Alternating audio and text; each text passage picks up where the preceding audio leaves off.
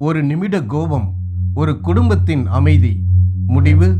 இன்றைய வீடியோவில் கோபம் எப்படி குடும்பத்தை அழிக்கிறது என்பதை உண்மை கதைகள் வழியாகவும், கோபத்தை நிறுத்த ஒரு எளிய 90 வினாடி விதியையும், மகிழ்ச்சியை மீட்க திருக்குறள் 307 ரகசியத்தையும் காண்போம். இறுதி வரை பாருங்கள். உங்கள் குடும்பத்தின் அமைதி காத்திருக்கிறது. ஒரு வீடு இருந்தது. சின்ன வீடுதான். ஆனால் அந்த வீடு சிரிப்பால் நிரம்பியிருந்தது. காலையில் காஃபி வாசனை மூக்கை துளைக்கும். மாலையில் குழந்தையின் பாடல், ஆடி ஓடி விளையாடும் விளையாட்டு சத்தம் நிரம்பி இருந்தது. இரவில் தம்பதியின் மெல்லிய பேச்சு. அது வெறும் வீடு அல்ல, அது சொர்க்கம். திருவள்ளுவர் சொன்னார், இல்வாழ்வான் என்பான் இயல்புடைய மூவர்க்கும் நல்லாற்றின் நின்ற துணை. குறள் எண் 41. இதன் பொருள் என்னவென்றால், ஒரு குடும்ப தலைவன் தன் குடும்பத்தினர், விருந்தினர், உதவி தேடுபவர்கள் ஆகியோருக்கு நேர்மையான வழியில் சம்பாதித்த பொருளால் நிலையான ஆதரவு அளிப்பவனே உண்மையான இல்லறத்தான். ஆங்கிலத்தில் ஒரு கூற்று உண்டு, A home where love lives is heaven on earth. இதன் அர்த்தம் என்னவென்றால், அன்பு வாழும் வீடு பூமியிலே சொர்க்கம். ஒரு விஷயத்தை உங்களுக்கு ஞாபகப்படுத்த விரும்புகிறேன். அன்பு இருந்தால் அந்த வீடு சொர்க்க பூமி.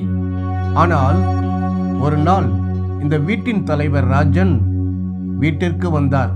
அலுவலகத்தின் கோபத்தை வீட்டிற்குள் சுமந்து வந்தார். சமையல் தாமதமானது. ஏற்கனவே இருந்த கோபம், இப்போது சமையல் தாமதம். இதனால் அதிக கோபமுற்று வார்த்தைகளை விட்டார். இதுவுமா சரியா செய்யல? அந்த ஒரு வார்த்தை அந்த சொர்க்கத்தை எரிக்க தொடங்கியது. உங்கள் வீட்டிலும் இப்படி நடக்குதா? கமெண்ட்ல சொல்லுங்க. ராஜன் என்ன செய்தார் என்று தெரியுமா? அவர் கோபப்படவில்லை, அவர் குடும்பத்தை கொன்றார். நியூரோ சயின்டிஸ்ட் டாக்டர் ஜில் போல்ட் டெய்லர் சொல்கிறார், when anger hits, your rational brain goes offline for 90 seconds. In that time, you are not responding, you are reacting. You become the anger. அதாவது, கோபம் வந்தவுடனே உங்கள் சிந்திக்கும் மூளை 90 வினாடிகளுக்கு ஆஃப் ஆகிடுது. அந்த நேரத்தில் நீங்கள் பதில் சொல்லவில்லை, நீங்கள் எதிர்வினையாற்றுகிறீர்கள். நீங்களே கோபமாக மாறிவிடுகிறீர்கள். கோபம் வரும் 90 வினாடிகளில் நீங்கள் மனிதர் அல்ல, நீங்கள் ஒரு ராட்சதர். Try this now. Next time anger comes, count to 10 first. Just 10. அடுத்த முறை உங்களுக்கு கோபம் வரும்போது 1 to 10 வரை எண்ணுங்கள். 10 வரை மட்டும்தான். பகவத்கீதை எச்சரிக்கிறது, குரோதாத் பவதி சம்மோகா. அதாவது, கோபத்திலிருந்து மயக்கம் பிறக்கிறது, மயக்கத்திலிருந்து நினைவு மறைகிறது, நினைவு மறைந்தால் புத்தி அழிகிறது, புத்தி அழிந்தால் மனிதன் வீழ்கிறான். கீதை 2ஆம் அதிகாரம் 63வது சொற்றொடர். ராஜன் கோபப்பட்டது அவர் மனைவியிடம் அல்ல, அவர் கோபப்பட்டது தன் 8 வயது மகள் பிரியா முன்னால். ஒரு நாள் பிரியா சொன்னாள், அப்பா, நீங்க கோபப்படும் போது என்னோட அப்பா போயிடுறீங்க, வேற யாரோ வர்றீங்க. சைக்காலஜிஸ்ட் டாக்டர் ஜான் காட்மன் ஆராய்ச்சி சொல்கிறது, children in angry homes learn to make themselves invisible. They become expert readers of adult moods and they lose their childhood doing it. அதாவது, கோபமான வீட்டில் வளரும் குழந்தை தன் குழந்தை பருவத்தை இழக்கிறது. அவர்கள் அழுவதில்லை, அவர்கள் நம்பாகி விடுகிறார்கள்.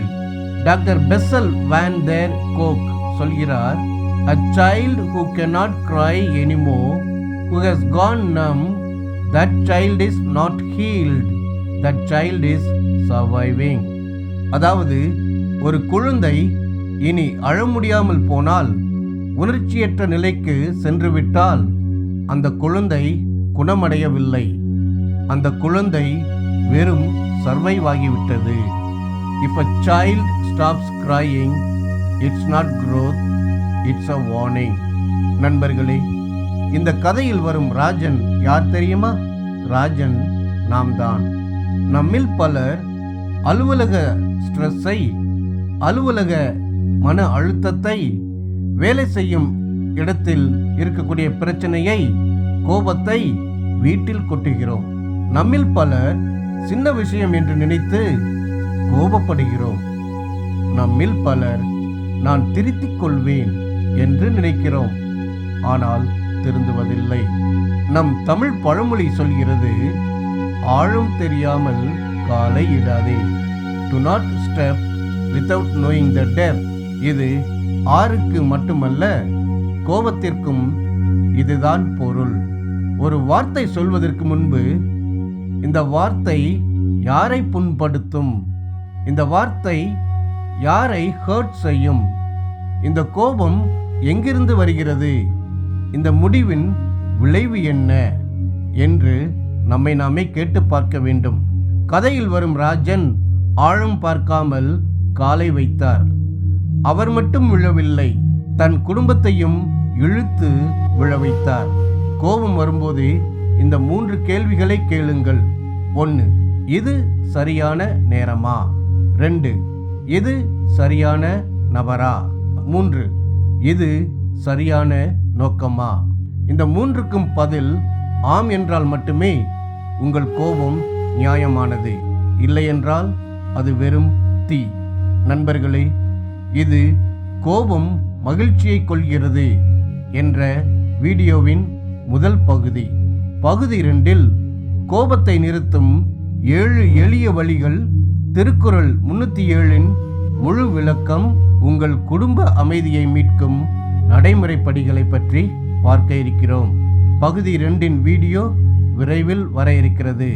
அடுத்த வீடியோவில் சந்திப்போம்.